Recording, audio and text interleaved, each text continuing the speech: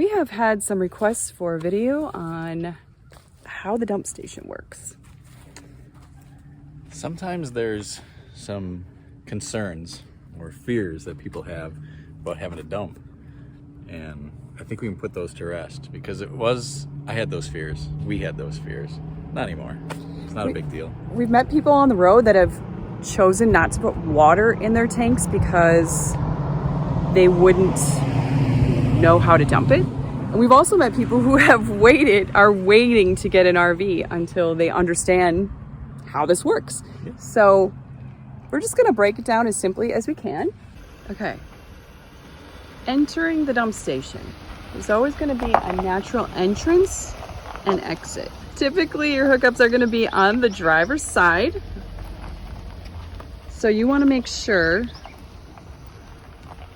that that side ends up next to this hole. The goal is to make sure those valves end up even with that hole.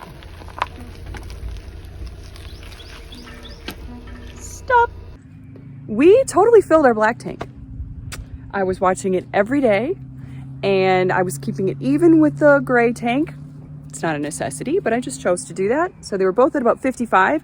And then one day, boom, the black tank shot up to like 90%. And I was sure it was wrong. But then I took a light and looked inside of it and it was right. That being said, don't always trust the sensors because those sensors in there for reading what the percentage of full is in there aren't always 100% correct. All it takes is to get one little piece of debris on those sensors, I think, or near that sensor, and it gives you false readings. So it's important to be aware that they're not always 100%. There are typically 3 tanks on an RV. You have your freshwater tank where you put in water that you can actually drink, ideally. And then there's a black tank and a gray tank. So 3 tanks. If you put water in your RV, you're going to need to address the black tank and the gray tank. Stretching out for the dump. So first is fresh water. Fresh water has a city fill that's here. And so you just take that off and hook it up at your campsite to pressurize it. It doesn't actually fill a tank. No, doesn't fill a tank, just pressurizes the system. So when you turn on the tap or flush the toilet, water comes out just like at home. The way that we typically do is we just fill the tank. So we're filling up our tank and then the pump does the work to be able to, when you turn on the faucet, the water comes out, but the pump's doing the work and not pressure. Don't fill up your tank at the dump station unless there's something that's marked potable water, because there's always water to rinse out your lines, and that's not for drinking. You don't want to put that in your fresh water.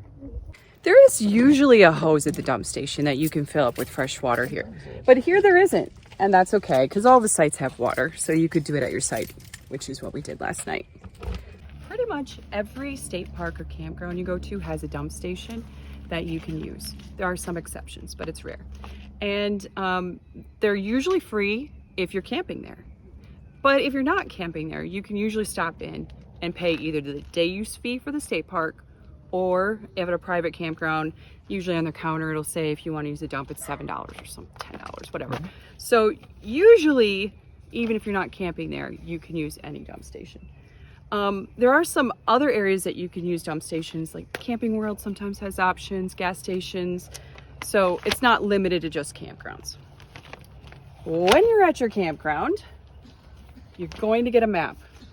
Pretty much all of the maps for the park, for the campground, for the trails, will list where the dump station is. This is the campground map for Reed Bingham State Park, where we are.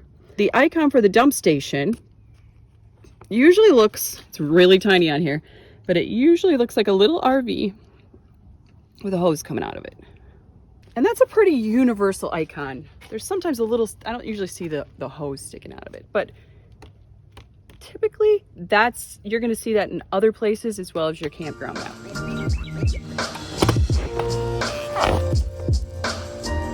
We started out using, I have 2 rights. What? 2 rights. No, you don't. Oh, we have 2 sets. We started out using disposable gloves, but Sherri bought these and that was the right call. These work really well. And you never get them dirty. It's really more of a precautionary thing. All right, some campers are a little different, but ours has just one outlet with 2 valves. This one's the black valve, this one's the gray valve. And some campers, they won't be right next to one another. As I said, black and gray in the outlet. So your camper might not be exactly like this, but we can empty both of them one at a time right in this convenient area. It's always nice when the dump station puts your RV a little higher than the hole for the dump station so that you get that extra gravity pulling everything out. Sometimes these are in a bumper or they have a different storage place. Ours is convenient that it's right here next to this. I leave this turned up a little bit just because, just in case something got past the valves, it won't run out. So I leave this tipped up past 90 a little bit when I take it off. And you can see there's just pins that this goes on and off of. See how it latches onto those pins, and you just turn it, pull it off, and then I just set it out of the way like that. Similarly, this has got hooks that go around those pins too. Put it on there, turn it, and it's locked. And then I'll put this in the hole, make sure that's secure. Then I'll push this the rest of the way down. This fitting slides, rotates, so this is the way it was up, and I'll rotate it down. And then I think this is pretty common that people do this, but we always do the black first, and then when the black is done we do the gray. And the idea is that anything that would be left in this tube from the black would be rinsed out by the gray. Do you want to do a countdown? A countdown? 3, 2, 1. Black. Oh my, there's a lot of gravity there. And that's how fast it drains. Especially when it's full, I guess. When it's full, and then there's... Okay, and this motion you do, this is patented. Yeah, this is patented, you said? I thought it was. Did you not patent it? No, I never thought to patent it. Oh, shoot. So just kind of clean it out, whatever might be sitting in there. And now it seems the black sounds like it's done. So it's done. Okay. I'm going to push the black one in, and now I'm going to release the gray. 3, 2, 1. I didn't realize you were doing 2 countdowns. Does it smell, Joe? Tell us about the smell. I don't smell anything. And I can smell. I have good smelling abilities. But no, I don't smell anything. Is there anything that's splashed anywhere? Nope, nothing. Totally clean. Yeah. Well, once you rinse it out, though, Sherri usually stops. I really wanted to help at the dump, so I asked to be part of this process. And yeah, the one time was like, see? I did a great job, didn't I? I did a great job. And then I went to turn it off, and I went, and I turned it all the way on. So you have to, I would just say small movements. So our black is 12, and our gray is 16, along with our fresh is 16. So that's why it took a little longer to empty out the gray than the black. And you did the patented motion again? I don't know if I got it. Yep. Make sure it's all out of there. Okay. Now I'm going to close the gray valve. Okay. Closing the gray valve. I'm lifting this up a little bit, again, because if there's anything residual that's left in there, then it's not spilling out anywhere. See? I didn't spill a drop, nothing. Not a drop. Not a drop. Cover back on. Make sure the cover's on there tight. And then push it up the rest of the way. And that's that. Here's the probably most challenging part of this whole process. Is that because I'm your wife?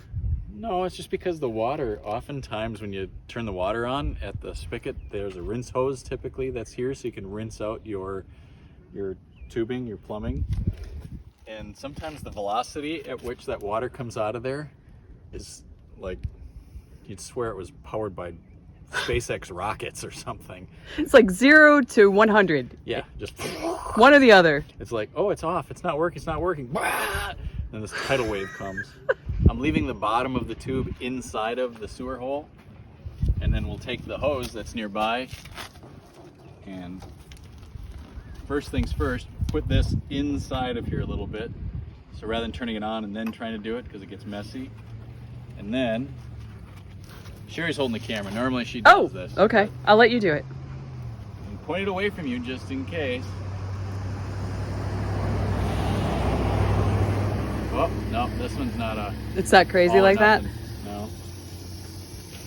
And still, I'd point it away from you. And I just kind of roll it around the inside like this. And then turn it off. Hang the hose back up. Okay.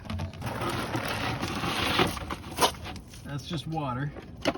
Clean water. And there we are. No smells? No. No mess. I should keep a little hand sanitizer in there though, just freshen up. Take care of business. That's how we dump. Two things to keep in mind with that hose. One end of our hose does not have a connector to it. They don't come that way. In order to fit in our storage tube, we had to cut that end off.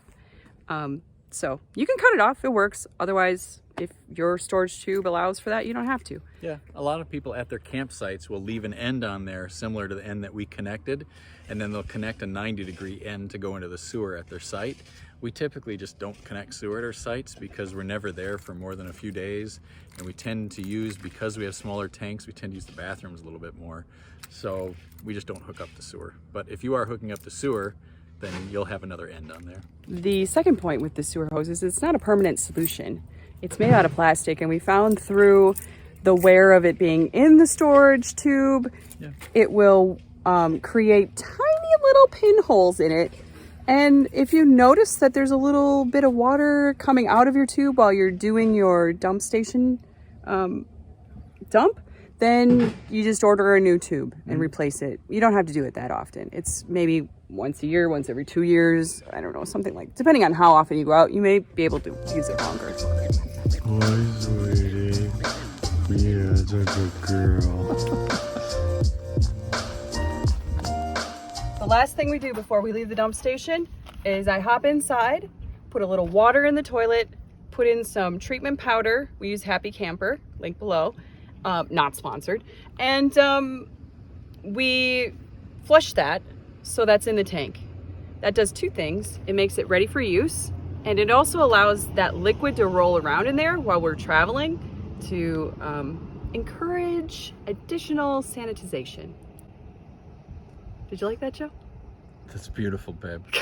I think I'm gonna cry a little. Oh, shut up! Turn on the pump. Don't forget to turn it off. Can you see me? Might be a little close. Okay. Happy Camper. We have the top down, if you can't tell. Yeah, we're so it's about 4.5 feet tall in here or something. Okay, so pumps on. First, I'm gonna fill the toilet.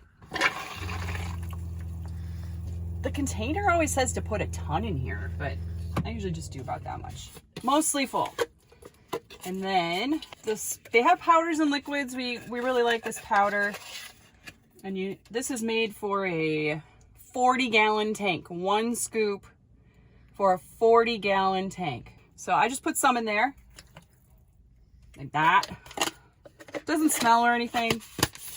And then you're supposed to let it do a thing. I don't know what they're asking on it, but I just let it sit for a second. And pro tip, don't ever forget to not flush that. I did that once. Oh. And You got a little wet in there? yeah, because when you're driving down the road, it's gonna slosh out of there. Around, Yeah, so then we just flush it. That's it. We're ready to hit the road. Don't forget to lock the door. A little tricky. It's always good to lock the door. Oh yeah. We did have it happen once where we left a place and saw the door swinging. Somebody pointed at it, Well, and sure enough, that's because I used the top lock. yeah, the bottom one's a deadbolt, and that's the one to use, I think. Yeah. Thanks so much. Oh, go ahead.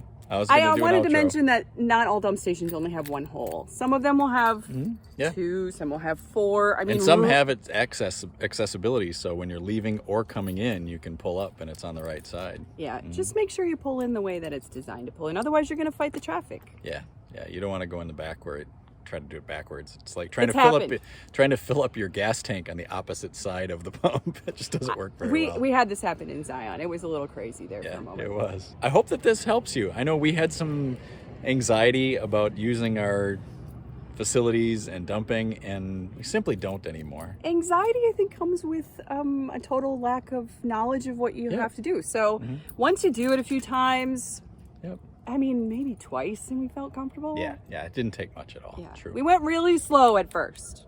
Yeah, but I hope that this helps. Thank you very much for watching A Life More Light. I'm Joe. This is Sherry, and don't forget to like, comment, and subscribe. Have a good day. Love you. Bye. Bye bye.